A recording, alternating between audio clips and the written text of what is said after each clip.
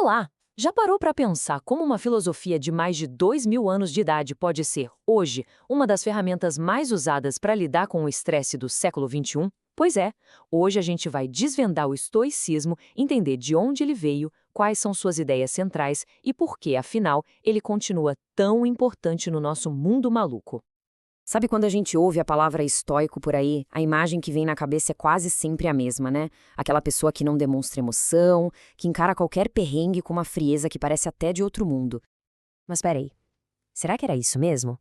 Será que a ideia desses filósofos era que a gente virasse uma espécie de robô sem sentimentos? A resposta, já adiantando, é um grande e sonoro não. E para entender o porquê, a gente precisa voltar lá no começo de tudo. Para sacar o verdadeiro estoicismo, a gente tem que fazer uma viagem no tempo. Nossa primeira parada é a Grécia Antiga, o berço de tudo. E depois a gente segue para Roma, onde essa filosofia realmente se tornou gigante. Olha só, tudo começou com esse cara, Zenão de Sítio. E o legal é que, diferente de outras escolas que ficavam meio escondidas, Zenão foi para a praça pública. Ele ensinava na Stoa Poikile, que era tipo uma varanda, um pórtico todo decorado em Atenas. E é daí que vem o nome, estoicismo, de Stoa, bem direto, né? E pode acreditar, o estoicismo não foi só uma modinha. Ele durou séculos e evoluiu em 3 grandes fases. A fase mais famosa, a romana, nos deu figuras simplesmente inacreditáveis. Sêneca, um dramaturgo e conselheiro do imperador, Epicteto, que foi de escravo a um dos professores mais influentes da história, e até mesmo o cara mais poderoso do mundo na época, o imperador Marco Aurélio. Agora, se tivesse uma única ideia, uma única ferramenta do estoicismo para a gente guardar e usar hoje, seria essa aqui. É o coração da filosofia deles, a chave mestra, porque eles chamavam de tranquilidade. A ideia, como disse Epicteto, é de uma simplicidade que chega a ser genial. Parece óbvio, não é? Ah, claro, tem coisa que eu controlo e coisa que eu não controlo. Só que o verdadeiro pulo do gato, a mágica toda, está em realmente internalizar e aplicar essa diferença no nosso dia a dia. E aqui está um mapa que os estoicos desenharam para a gente. De um lado, o que está no nosso campo, a nossa mente, nossos julgamentos, nossas intenções, o que a gente decide desejar ou evitar. E só. Do outro lado, basicamente todo o resto. Nosso corpo, nossa saúde, nossa grana, o que os outros pensam da gente e, crucialmente, as ações das outras pessoas. Então, a grande sacada é a seguinte: a maior parte do nosso sofrimento vem de uma luta que a gente não pode vencer, que é tentar controlar o incontrolável. A proposta estoica é uma virada de chave radical, direcionar toda a nossa energia para a única área onde a gente pode de fato ganhar, a nossa própria mente, e cultivar a aceitação para todo o resto. Mas olha, seria um erro pensar que o estoicismo é só essa dica. Não, não. É um sistema filosófico completo, super robusto, com 3 partes que se encaixam perfeitamente para formar um guia coerente sobre como viver no mundo. Essas 3 partes são a lógica, a física e a ética. Pensa assim, ó. A lógica é a nossa caixa de ferramentas para pensar direito. A física é o manual de instruções do universo, para a gente entender como o mundo funciona de verdade. E a ética é o guia prático de como agir nesse mundo, usando as ferramentas certas e o manual correto. Uma coisa não funciona sem a outra. E eles não estavam para brincadeira quando o assunto era lógica, viu? Crisipo, um dos maiores pensadores da escola, teria escrito mais de 300 livros só sobre lógica. 300! Isso dá uma ideia do rigor que eles aplicavam ao pensamento claro. Era base de tudo. Na parte da física estoica, a visão de mundo deles era fascinante. O universo não é um caos aleatório.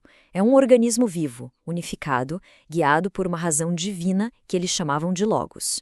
Para eles, tudo estava interconectado e acontecia por um motivo, como uma imensa cadeia de causa e efeito. E essa metáfora aqui é simplesmente genial para explicar o nosso lugar nesse universo. A gente pode ser como um cachorro amarrado numa carroça. A gente pode se debater, latir, tentar ir para outro lado, e no fim, a gente só vai se machucar e ser arrastado do mesmo jeito. Ou a gente pode entender para onde a carroça está indo e correr junto com ela, com vontade. A escolha não é sobre o destino, mas sobre como a gente faz a viagem. E isso nos leva de volta àquela história das emoções. Os estoicos não eram contra todas as emoções.